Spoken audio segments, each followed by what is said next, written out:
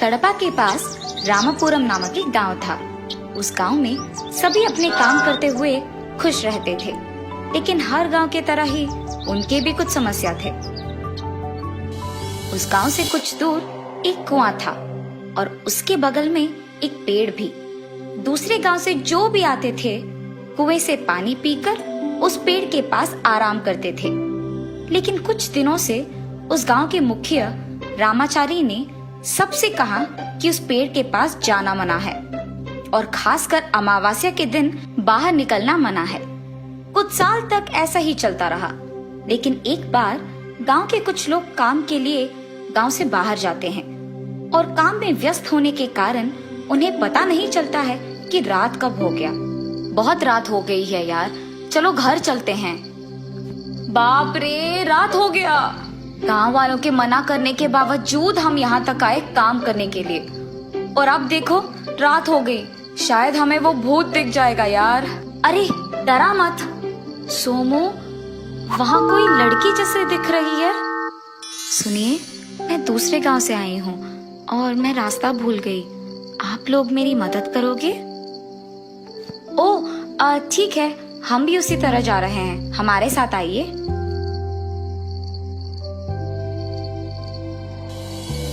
लेकिन कुएं के पास जाते ही वो लड़की एक भूत में बदल जाती है और जोर जोर से हंसने लगती है। सभी भागने की बहुत कोशिश करते हैं, लेकिन वो भूत उन्हें मार देती है। सुबह सारे गांव वाले इकट्ठा होते हैं और उन तीनों के बारे में बात करते रहते हैं कि वो काम के लिए गए और वापस नहीं आए। तब सभी मिलके उस गांव के मुखिया रामाचारी के पास जाते हैं। क्या हुआ, सभी यहाँ क्यों आए हैं? साहब, हमारे गांव के रामू, सोमू और राकेश काम करने के लिए बाहर गए हैं और अब तक वापस नहीं आए हैं। इसका एक ही मतलब है कि अब वो नहीं रहे। हम सबको बहुत चौकन्ना रहना होगा। गांव के सारे लोग दुखी होकर वहां से वापस घर चले जाते हैं। कुछ दिनों बाद पूर्णिमा आता है और उस गांव के रीति रिवाज के अनुसार हर पूर्णिमा को ढोल बजाते हुए उस गांव के सरहदों के पास मौजूद देवी के पेड़ की पूजा करके एक बकरी का बलिदान देकर एक थाली में उसका खून रखा जाता है, जिसके बाद सभी वहां से चले जाते हैं। और उस गांव का मानना है कि अगर थाली में खून वैसे का वैसा ही रहा तो कोई भूत नहीं है, और अगर नहीं रहा तो भूत है। उस गांव की भूत के बारे में सिर्फ रामाचारी को पता रहता है। दादू, सिर्फ आपको इस भूत के बारे में पता है ना? हमें भी बताइए। वो एक बहुत बड़ा कहानी है बेटा, अभी क्यों? नहीं दादू, हमें जानना है। अगर आपने हमें नहीं बताया तो वो कहानी आप ही के साथ रह जाएगा। ठीक है, मैं बता दूंगा। मेरे बचपन में मैं और मेरे दोस्त गाय पालते हुए जंगल की ओर जाते थे। वापस आते वक्त हम वहां मौजूद कुएं के पास पानी पीकर उस पेड़ के नीचे आराम करते थे। मेरे साथ मेरा दोस्त विजय भी रहता था, जिसे पूर्णा नामक एक लड़की बहुत चाहती थी, लेकिन विजय उसे नहीं चाहता था, इसीलिए उससे बात भी नहीं करता था। लेकिन पूर्णा हर रोज विजय को बहुत परेशान करती थी, इसीलिए एक दिन विजय गुस्से में आकर उसे एक थप्पड़ मारता है, सबके सामने उसका अपमान करने के लिए। और उससे प्यार ना करने के कारण पूर्णा निराश होके उस कुएं के पास मौजूद पेड़ पर फांसी लगा ली। पूर्णा के मौत के बारे में जब सबको पता चला तो वो बहुत दुखी हुए, और उस दिन अमावस्या भी था। एक दिन एक आदमी काम के लिए गांव से बाहर जाता है और वापस लौट के नहीं आता है। सभी सोचते हैं कि सबका कारण विजय है और इसीलिए विजय को गांव से बाहर निकाल दिया गया। मजबूरी में विजय भी गांव से चला गया। इस सब को होकर 7 साल बीत गए और जिन लोगों को ये कहानी पता है वो अब जिंदा नहीं है, लेकिन विजय कभी वापस नहीं लौटा। वो मेरा सबसे अच्छा दोस्त था। ये था कहानी उस भूत की। सुबह होते ही सभी उनके काम करते रहते हैं जब एक स्वामी जी वहां आते हैं। स्वामी, आप कौन हैं? आप कहाँ से आए हैं? मैं एक पातिक हूँ। मेरी यात्रा में जितने भी गांव आते हैं उनकी समस्या का हल देकर ही जाता हूँ। और मुझे पता है कि इस गांव में भी एक बड़ा समस्या है, इसीलिए मैं यहाँ आया हूँ। जी स्वामी, आपने तो सच कहा, आप ही हमें समस्या से बचा सकते हैं। आप निडर होके मुझ पे बस विश्वास रखिए। स्वामी, यही है हमारे गांव के मुखिया, इनको इसकी कहानी पता है। और तब रामाचारी उस स्वामी जी को उस भूत की कहानी बताता है।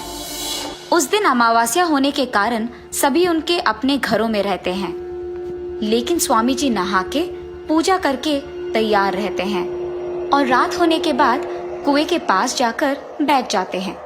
इतनी में एक सुंदर सी औरत वहां प्रकट होती है। मुझे दूसरे गांव जाना है, आप मेरी मदद करेंगे? मैं तुम्हें और तुम्हारी कहानी को बहुत अच्छी तरह से जानता हूँ। क्या पता तुम्हें? हाँ, क्या पता? ये कहते हुए वो भूत के रूप में बदल जाती है और उस स्वामी जी को मारने चलती है, पर स्वामी जी उनकी शक्तियों से उसे वहीं रोक देते हैं।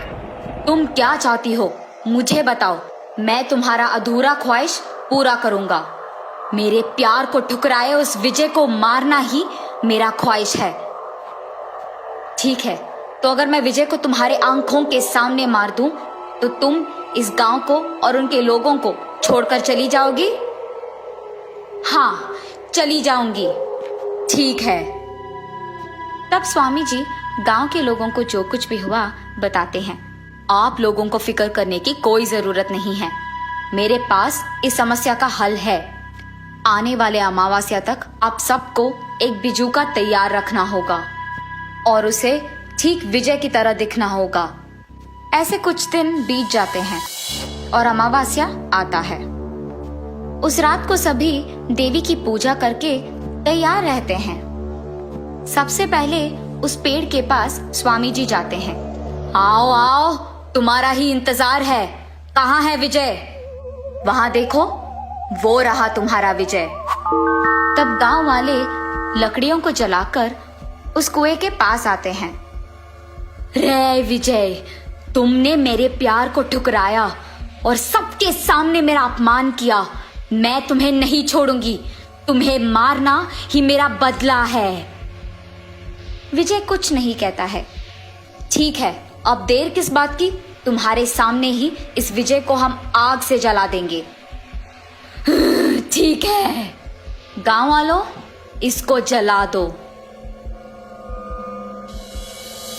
कुछ देर बाद वो जल के राख बन जाता है। पूर्णा, तुम्हारा अधूरा ख्वाहिश मैंने पूरा कर दिया। अब इस गांव को छोड़कर चले जाओ।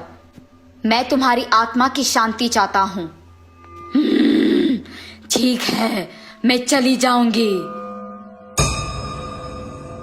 गांव वालों, अब तुम लोग खुशी से जी सकते हो। ये सुनकर वो सारे गांव वाले वहां से खुशी खुशी चले जाते हैं, लेकिन रामाचारी वही खड़े रहता है। क्या हुआ रामाचारी जी, आप नहीं गए?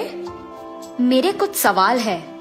इस गांव को आने से ही बहुत लोग डर जाते हैं, लेकिन आप निडर यहाँ आए, ये जानकर कि यहाँ एक बहुत बड़ा समस्या है। आप जब नहा रहे थे तो मैंने आप हाथ पे एक निशान देखा, जो मेरे दोस्त विजय को भी था। आपने पूर्णा से कहा कि हमारे गांव को छोड़ के चले जाओ, पर ये तो आपका गांव नहीं है ना? रे चारी, विजय? हाँ यार, मैं विजय हूँ। मेरे वजह से इस गांव को एक भूत की समस्या आ गई, इसीलिए मैंने बहुत मुश्किल से मेहनत करके मंत्र विद्या सीखा और बहुत सारे तपस्या किया। वो सब पूरा करने तक इतने साल लग गए। कम से कम मरने से पहले इस गांव को उस भूत से छुटकारा पाने के लिए मदद करना था मुझे, इसीलिए मैं वापस आया यहाँ। तो फिर मुझे क्यों नहीं बोला कि तुम विजय हो?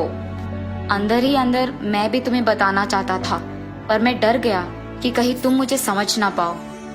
तब दोनों दोस्त गले मिलते हैं और जब उसके बाद पूर्णिमा आता है तो सभी उस गांव के सरहदों में मौजूद उस पेड़ की पूजा करके, बकरी का बलिदान करके एक थाली में उसका खून रखते हैं। जब आकर वापस देखते हैं तो वो खून वैसा ही रहता है और उस गांव में सभी खुशी से जीते हैं।